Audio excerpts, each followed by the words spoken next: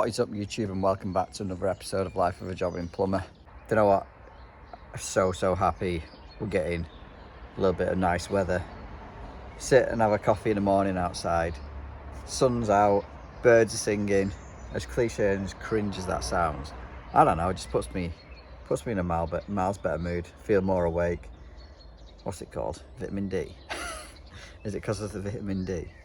But yeah, I hope everyone's doing well and still enjoying the content. I'm still enjoying making the content anyway.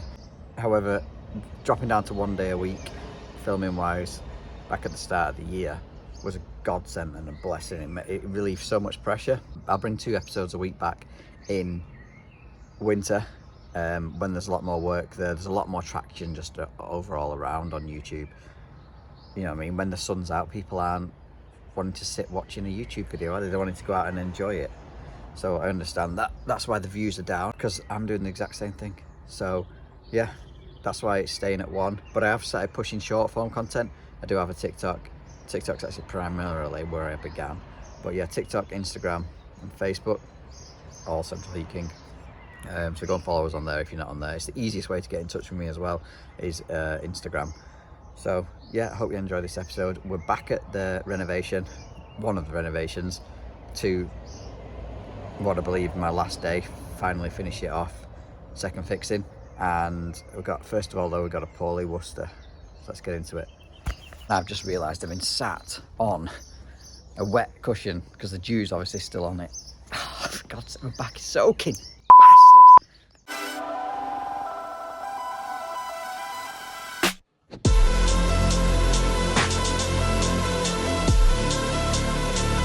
So next one is a boiler not working. What's that doing? Nothing. Oh, that is flashing red.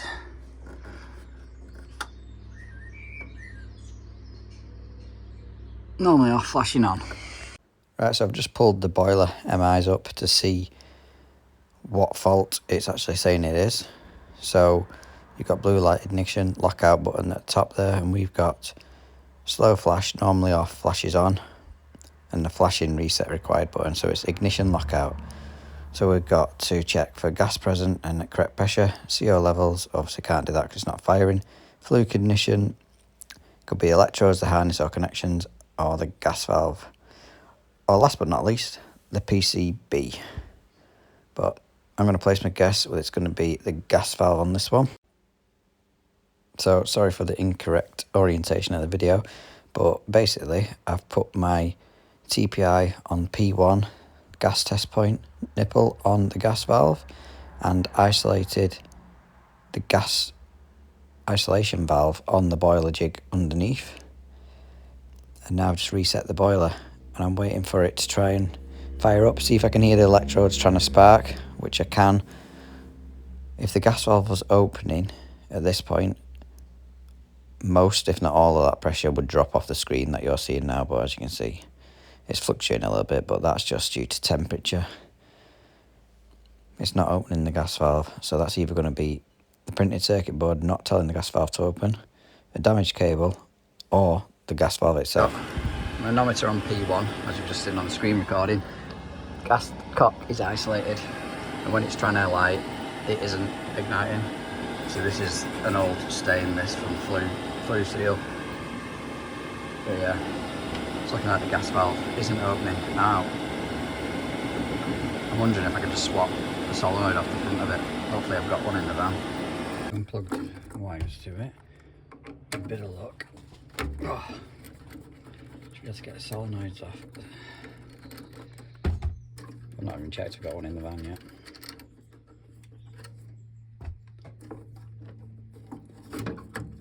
It's catching on the blue stat. I have to unplug that as well, I think. So worried I was going to snap them off. Still hitting it, come on. Let's see if I've got a Sigma one. They're all the same, hopefully. I've got one of them in the van. If I've not got one out here, I've got one in the garage, definitely off the back seat. But it'd be better if I've got one with me. However, it's not looking likely. Oh. Hopefully that'll do. Let's go and compare it. So if we take this plug off here, that should be identical to them 4 pins there. Oh my god, come on. No. So on this you've got 1, 2 and earth. Earth's not used. On this, earth is used. Bugger. Don't think that'll work. Shame. Have a look, see what else I can do.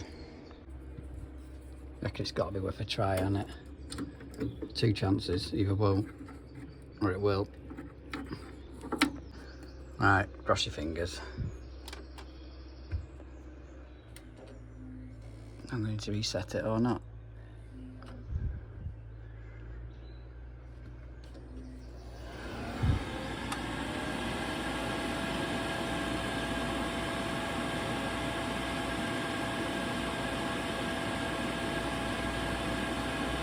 No, it's not going to work.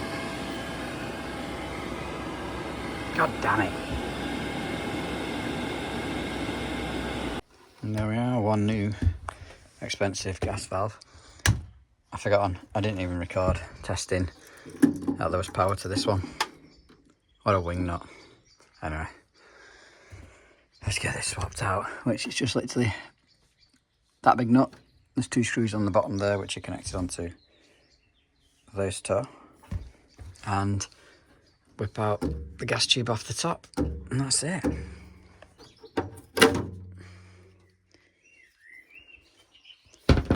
Got to put a new sponge seal, which is going to sit in there like that, obviously stuck to the gas valve, to make it a room sealed appliance. New O-ring to go on there. That's all tightened back up.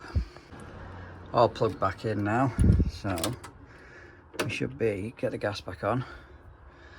Little LDF of that there, because obviously that's the only connection I've disturbed. I'm going to have to set all this back up, provided that it works, that is.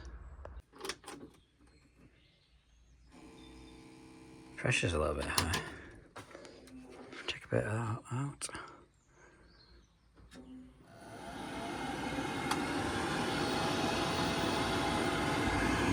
Lit. You can't see it. Well, you can. And there you go. Yeah. Unfaulty gas valve. So, shame I didn't get the testing of the resistance across the pins and checking there was power from the board to that. But never mind, I'll catch it next time. It's not even this gas valve, is it? It's that one. Let's get this set up now. Unfortunately, I've not got my iPad with me, and obviously with this analyzer, I need to use my iPhone screen to set it up. But yeah, that's our minimum setting. That's the little cap. I need to take that off, and our maximums on top there. I've shown you on many videos how to set up these Sigma gas valves, and on here we want to be looking at 9.8%. It's not going to focus on max. 9.2 on min. So yeah, check it's all running right. Now it's had this new gas valve. Should really carry more van stock for type of jobs like this, but it's how much do you carry. With me being a plumber as well, you've got to carry all the toilet bits, you know what I'm saying, like your basin waste, traps, all sorts of stuff like that. You can't physically carry full range of boiler stock as well, parts. I do carry some, but more of the more common ones. I can count on one hand how many times I've changed the Worcester gas valve before. It's not many, so they don't fail often. Same with PCB boards on the Green Stars, not often at all. However, a Worcester fan, right hand box, left hand box, 10 a penny. So yeah, we're back at the renovation. A lot has changed since we were last here. It's been plastered, painted. I have been back and put the radiators on. However, I didn't film that because I was a bit up against it. Obviously, doors and windows are now in as well. It's looking properly smart in here. A couple of designer radiators and a third one in this room as well. Spotlights are in. This is going to be what I believe is a games room. Got that radiator in there. It's just a normal one. That all these are on drops, so they've all got drain off radiator valves on just to make it easier for future maintenance. Kitchen's in as well, or half of it. What does Wi-Fi oven mean? So what are you going to do, put that centre? You reckon that's alright there? That's centre that way, not centre the whole wood. No, and then place that. Doesn't matter for angle, does it? It wants to be kind of in that corner. However, that is wrong. Yeah. There's no overflow on this. You're not going to pick up fucking brass on it. No. Well. I mean, I could put a chrome one in for now with no overflow. At least we can get the waste connected up. I know. But, yeah, that's it's not the right one.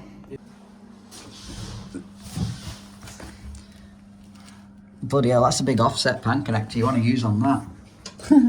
Well, just wherever it comes in, I'm not fucking to throw it with it. Yeah. Swing it over as far as we can, just so you got the door can open as much as possible. I can't remember which is hot and cold on there. Start off with the utility.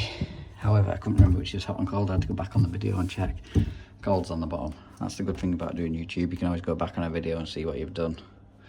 So just shut the water off, shouldn't be anything left. Ooh, he says.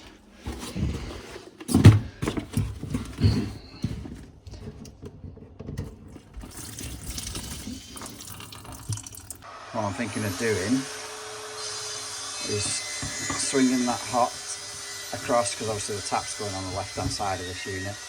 So yeah, something like that for the hot. That might need shortening a bit, yeah, but we'll find out when we put the tap in. And obviously we're having a washing machine here, so get an angled washing machine valve there, and it can drop down or whatever in one of these corners underneath and through. And that'll do now for, well, until the tap's ready to go in. Move on to the kitchen waste now, because we need an offset pan connector for that before carrying on with the toilet. Plus I'd rather get this done whilst I can open the door fully. So, well, yeah, we'll move on to the kitchen side of things now. So because we're going to struggle to source our brushed brass unslotted basin waste for that basin today, I'm going to temporary hook it up with no silicone, but using a chrome one. Apparently guaranteed leak free anyway, so you shouldn't actually need the silicone this one. However, because we're going to 40mm pipe and I need to adapt, not that trap, but a washing machine trap onto the waste system itself, I'm going to need a 32mm to 40mm adapter, which I don't have by the looks of it. Tell you what, it's a little bit easier putting a kitchen overflow in with no worktop on. Right, one there like that, but underneath. So I've just drilled our 2 holes to slide our pipes through. That's going to be the hot. Lovely that, lovely that. Lovely and tight. Granite guys have just been in. This needs to measure 60mm off this front edge. He did say 60mm, didn't he? Oh. There's our hot and colds, which are going to speed fit elbow up and speed fit elbow on the back of there. That's the plan anyway. And our waste pipe is going to elbow across back into that void. A 2-inch elbow and then reduce down to 40mm straight into the trap. Doing multiple jobs. People get in my way, it's easier to move on to something else. So I can drop that in there. And I'm going to put the hot flexi in now.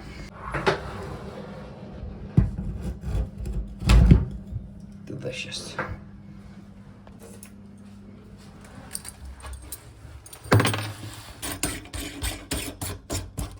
Bloody size of them flexis. I've just gone straight on like that. Oh my god, I have to curl them round like that, I think.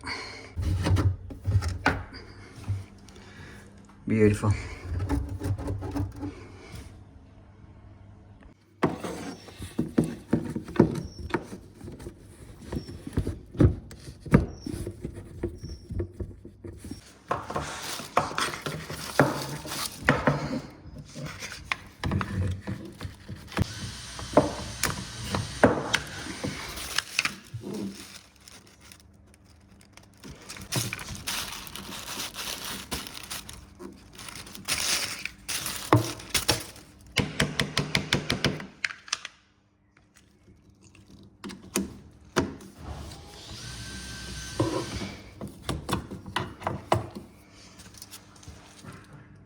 just going to try and put some clips on this with spacers to hold them in position. Didn't do it in the other unit because it's clipped behind it. It's all rigid pipework, where this is speed fit, so I'm going to want some form of clip on it. And that's ready for a wash mac for the dishwasher, which is right there. Using Talon clip spacers, looks something like that. So that's our hot finished cord. Just needs a washing machine valve on, and we can move on to doing the waste. So customers opted to have a chrome waste. Oh, it looks horrendous. Does it? Yep. Couldn't get a 32 to 40mm adapter, which is unfortunate. So now I'm going to have to use a 32mm trap with a T, reduced down to 32, and then into a standpipe in this corner.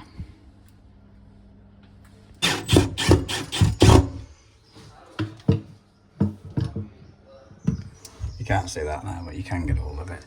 But yeah, that is under here, all finished.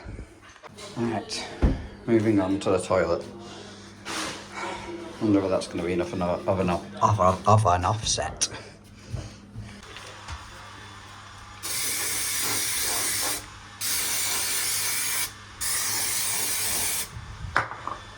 Looking at the height of that, though, the only thing this is going to offset is how low the bloody soil pipe is.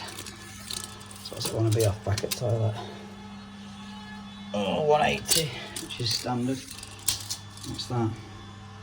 Nowhere near. That's now 180. Like I say, it's not really offset very much, is it? Put it in position and see what's what. That's in now. Pan's fully home. I expected to cut a bit off that soil pipe, but obviously not needed. Like I say, that's terrible. I suppose there's enough room just to get in, that's about it. Bad design, that really, but it is what it is. Right, let's get the cistern in now and see what needs doing with that, because apparently I've got to change the push button for a brushed brass one. Oh, refitting old shit. Alright, so I've just dropped that on. We've got our marks for our cistern holes. Now we're going to mark up for the toilet one. So just put a line there, a line there. Obviously there's a waste pipe under here, so we're not going to put too big of a fix in now. So the washer's not too clever on the old one, so hopefully one of these will fit. They're looking a bit more square because they've been squished in a box. Going to minus the depth of the toilet and put this central T-line on the floor.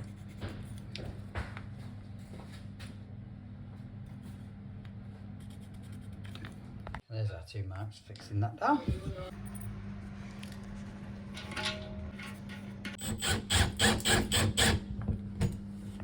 So we've got that waste in under there. It's all connected up, wash mac on, and down the back we've got that situation. It all seems to work nicely. Just got to give this a test before we leave today.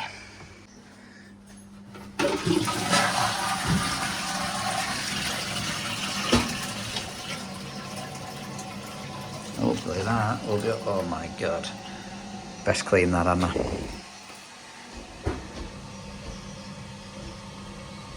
Valves are still off. Dope.